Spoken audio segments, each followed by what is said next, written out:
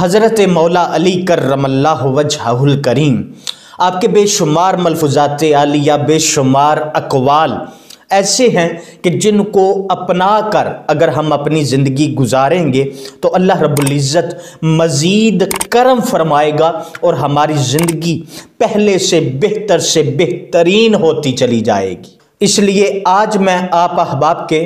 گوش گزار وہ چند ایک خوبصورت قیمتی جملے کرنا چاہتا ہوں کہ جو مولا علی کرم اللہ وجہہ الکریم نے اپنے شہزادے، اپنے نور نظر، اپنے لخت جگر حضرت امام حسن مجتبیٰ رضی اللہ تعالی عنہ کو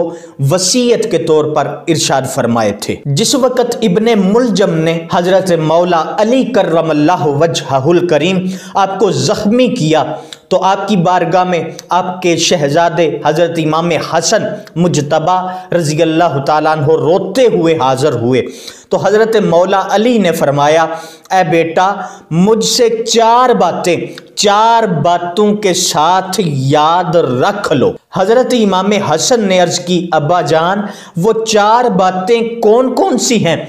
ارشاد فرمائیے۔ تو پھر مولا علی نے ارشاد فرمایا کہ سب سے بڑی مالداری عقل ہے، اور فقر سب سے بڑی بے وقوفی ہے، اور سب سے زیادہ وحشتناک چیز تکبر ہے، اور سب سے زیادہ کرم حسن اخلاق ہے۔ حضرت امام حسن مجتبیٰ رضی اللہ تعالیٰ عنہ